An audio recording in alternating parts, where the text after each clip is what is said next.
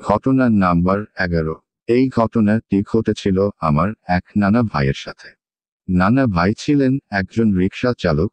তিনি বেশি টাকা আয়ের জন্য প্রতিদিন রাতে রিকশা নিয়ে সারা রাত রিকশা চালাত। রাতে ভাড়া বেশি পাওয়া যেত, তাই সে রাতে বের হতো। নানা ভাই একদিন রাতে রিকশা নিয়ে আমাদের শহর থেকে প্রায় 6 মাইল দূরে ভাড়া নিয়ে গিয়েছিল। যখন সে ফিরে আসছিল, তখন প্রায় রাত 2টা বা 3টা হবে। নানা ভাই যে রাস্তা দিয়ে আসছিল সেটা ছিল মাটির কাঁচা রাস্তা। রাস্তার দুপাশে সারি সারি খেজুর গাছ।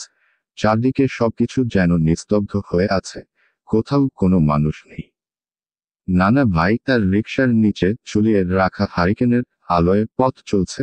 হঠাৎ পিছন থেকে কে যেন ডাক দিল, এই রিকশা থামাও, আমাকে নিয়ে যাও।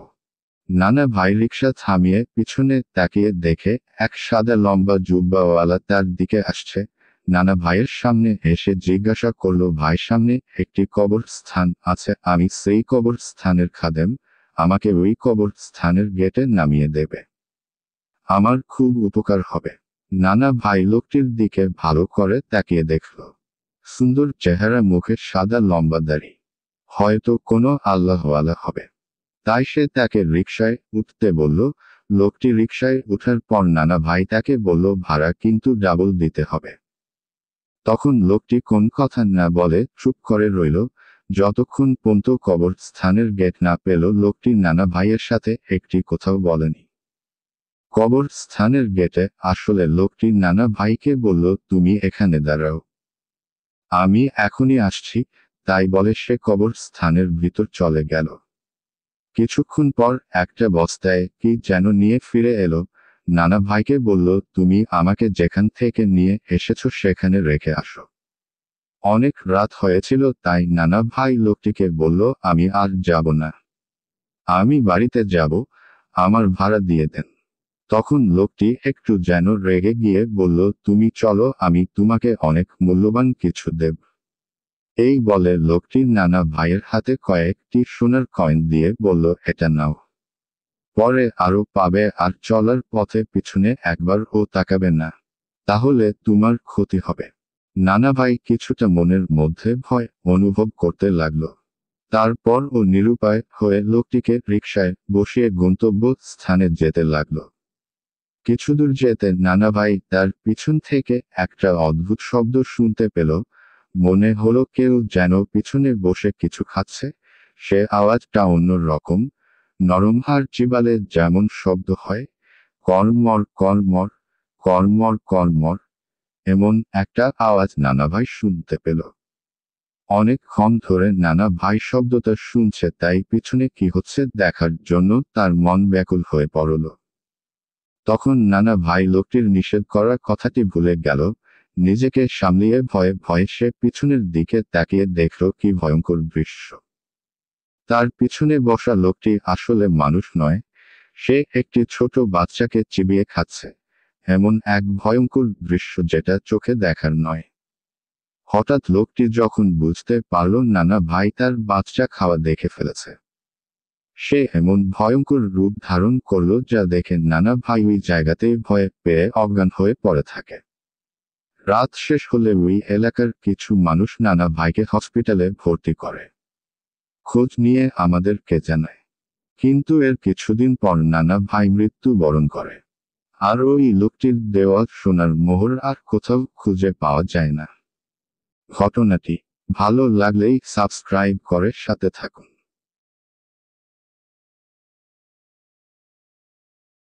ঘটনা নাম্বার 10।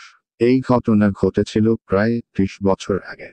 আমার বড় খালু মির্জাপুর গ্রামে বাস করে। তিনি প্রতিদিন প্রায় 10 কিলোমিটার পথ হেঁটে শহরে বেসিক এলাকায় কাজ করতে আসে। তিনি খুব সাহসী ও পরিশ্রমী। বড় খালু খুব ভোরে আজান দেওয়ার আগে ঘুম থেকে উঠে কাজের উদ্দেশ্যে বাড়ি থেকে বের হতো। তখন গ্রামের রাস্তা পাকা ছিল না, আর এখনকার মতো গাড়ির রাস্তায় চলাচল করত না, তাই খালু হেঁটে শহরে কাজে যেত। আবার শহর থেকে কাজ শেষ করে বাড়ি ফিরতে অনেক রাত হয়ে যেত। আর এভাবে কষ্টে জীবন চলছিল তার। প্রতিদিনের মতো একদিন কাজ শেষ করে বাড়ি ফিরছিল। তখন ছিল শীতকাল। সেদিন খুব বেশি ঠান্ডা পড়ছিল, তার সাথে কুয়াশা পড়ে চারিদিক তেমন ভালো দেখা যাচ্ছে না। খালু চাদর গায়ে জড়িয়ে ধুলো মাখা পথে হেঁটে হেঁটে বাড়ি যাচ্ছিল। রাত তখন বেশি হয় নাই, কিন্তু শীতের রাত, তাই কেউ বাইরে নেই। মাঝে মাঝে দূর থেকে শিয়ালের করুণ সুর ভেসে আসছে। হঠাৎ খালুর চলার পথে তার কিছুটা সামনে একটা কাফনের লাশের মতো কোনো মৃত মানুষ যেন তার সামনে শুয়ে আছে। কিন্তু ঘন কুয়াশার কারণে সে ভালো করে দেখতে পেল না। তবে ওটা যে সাদা কিছু হবে তা বুঝতে পারল। সে ভয় না পেয়ে সামনের দিকে হাঁটতে লাগলো, কিন্তু কাফনের লাশটা যেন তার সামনে পথ আগলে দাঁড়িয়ে আছে। খালু ছিল খুব সাহসী, তাই সে চিন্তা করলো সামনের সাদা জিনিসটা কি তা দেখবে। কোনো মানুষ নাকি অন্য কিছু। খালু যত সামনে এগিয়ে যায় কাফনের লাশটাও সামনেই থাকে, সামনে থেকে কিছুতেই দূর হচ্ছে না। তখন খালুর মনে কিছুটা ভয় অনুভব করছে। এভাবে কিছু দূর যাওয়ার পর সে সাদা জিনিসটাকে স্পষ্ট দেখতে পেল, আর তখন যা দেখল, একটা সাদা কাফনে চকলেটের মতো করে মোড়ানো লাশ তার সামনে দাঁড়িয়ে আছে। খালুর হাত পা তখন যেন স্থির হয়ে শরীরটা ঘামতে শুরু করলো। সে তখন চিন্তা করল সামনের দিকে এগিয়ে যাব নাকি পিছিয়ে দৌড় দিব। কিন্তু তিনি ছিলেন খুব সাহসী, তাই বুকে সাহস নিয়ে এক পা দুপা করে সামনের দিকে এগোতে লাগলো। চোখের পলকে হঠাৎ লাশটি উধাও হয়ে গেল। খালু একটু স্বস্তির নিঃশ্বাস ফেলল, আর কোনো দিক না তাকিতে জোরে জোরে সামনের দিকে হাঁটতে শুরু করলো। এখানেই শেষ নয়, কিছু দূর যেতে আবার সেই লাশটা খালুর সামনে পথ আগলে দাঁড়িয়ে পড়ল। ঠিক আগের মতো করে। খালু চিন্তা করলো এখন সে বাড়ি যাবে কি করে। রাস্তার আশেপাশে কোনো বাড়িও নেই যে সে বাড়িতে আজকের রাতটা আশ্রয় নিবে। তবে কিছুটা দূরে একটা ছোট দোকান আছে, আর দোকানদার সেই দোকানেই রাতে শুয়ে থাকে।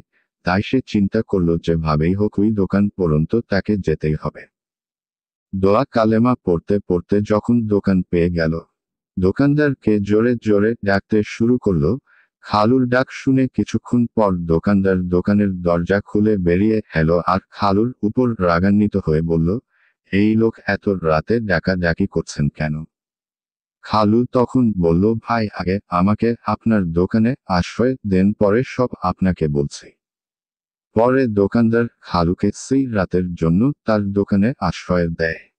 এরপর সকাল হলে খালু বাড়ি ফিরে যায়, তারপর সে শহরের কাজটাও ছেড়ে দেয়। আর কোনোদিন রাতে ওই পথ দিয়ে চলাচল করে না। বন্ধুরা, ঘটনাটি কেমন লাগলো কমেন্ট করে জানিও। ঘটনা নাম্বার 11। এই ঘটনাটি ঘটেছিল আমার এক নানা ভাইয়ের সাথে। নানা ভাই ছিলেন একজন রিকশা চালক।